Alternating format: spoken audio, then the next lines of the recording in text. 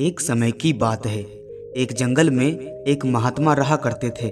उस महात्मा की खासियत यह थी कि वे किसी का भी भविष्य बता सकते थे। बड़े बड़े राजा महाराजा उन्हें मानते थे और उनके बताए हुए मार्ग पर चलते थे। उस जंगल के बीचों बीच एक नदी गुजरती थी और उस महात्मा की कुटिया उस नदी के किनारे पर थी। नदी के दोनों तरफ दो अलग अलग शक्तिशाली राजाओं का साम्राज्य था। वो दोनों ही राजा उस महात्मा को बहुत मानते थे। वे दोनों जब भी कोई बड़ा कार्य करते थे तो उस महात्मा से सलाह लेने के लिए अवश्य आते थे। एक दिन इन दोनों राजाओं में किसी बात पर कहासुनी हो गई। बात इतनी बढ़ गई कि नौबत युद्ध पर आ गई। युद्ध की तारीख और समय दोनों तय कर दिया गया। और जैसा कि दोनों राजाओं का नियम था कि जब भी कोई बड़ा कार्य करते तो वे दोनों उस महात्मा की सलाह जरूर लेते थे। इसीलिए पहला राजा उस महात्मा के पास आता है और उससे पूछता है कि महात्मा जी, मैंने पड़ोस के राजा के साथ युद्ध करने का निश्चय किया है और इसीलिए मैं यह जानना चाहता हूँ कि युद्ध का परिणाम किसके पक्ष में होगा। वे महात्मा जी कहते हैं कि यदि तुमने युद्ध किया तो तुम्हारी हार निश्चित है। फिर वो राजा महात्मा जी से पूछता है कि क्या जीतने का कोई भी उपाय नहीं है।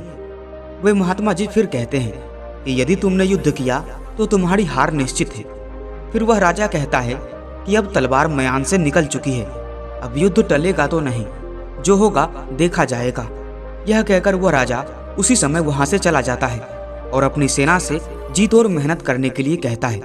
सभी सैनिक राजा की आज्ञा मानकर जीत और मेहनत करने में लग जाते हैं। दूसरे दिन दूसरा राजा उस महात्मा के पास आता है और उनसे पूछता है कि महात्मा जी, मैं पड़ोस के राजा के साथ युद्ध करने के लिए जा रहा हूँ, इसीलिए मैं इस युद्ध का परिणाम जानना चाहता हूँ कि युद्ध किसके पक्ष में रहेगा। वे महात्मा कहते हैं कि निस्संदेह जीत तुम्हारी है और उस राजा के पास तुम्हें हराने का कोई उपाय नहीं। उस महात्मा की बात सुनकर वो राजा बहुत ही ज्यादा प्रसन्न हो जाता है और सीधा जाकर अपनी सेना को यह खुशखबरी सुनाता है कि युद्ध में उनकी जीत पक्की है। ये बात सुनकर उस राजा के सैनिक भी बहुत खुश हो जाते हैं और युद्ध की तैयारियों में लग जाते हैं। समय बीतता है और युद्ध का दिन आ जाता है। रणभेड़ियां बजाई जाती है और युद्ध शुरू हो जाता है।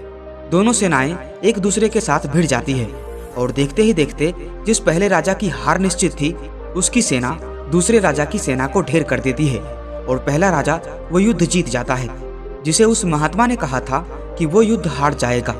युद्ध जीतने के बाद वो पहला राजा उस महात्मा के पास आता है और उनसे पूछता है कि महात्मा जी, आपने तो कहा था कि मैं युद्ध हार जाऊंगा, लेकिन मैं तो युद्ध जीत गया। आपकी भविष्यवाणी गलत कैसे निकली।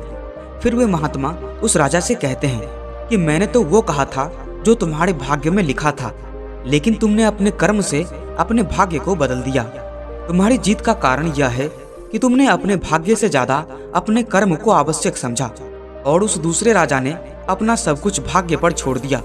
उसने अपने कर्म से ज्यादा भाग्य को आवश्यक समझा, जिसके कारण आज तुम विजयी हो और वो तुम्हारा बंधक है।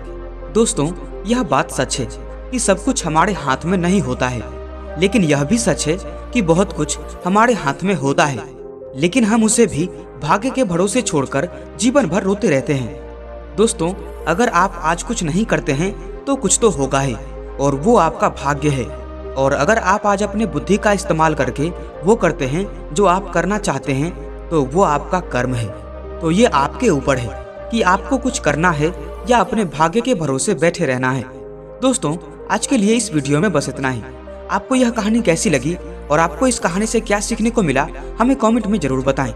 वीडियो अच्छी लगी हो तो लाइक और शेयर जरूर करें और अगर आप इस चैनल पर नए हैं तो सब्सक्राइब भी जरूर कर लें। हम फिर मिलेंगे एक नए मोटिवेशनल स्टोरी के साथ। तब तक के लिए जय हिंद।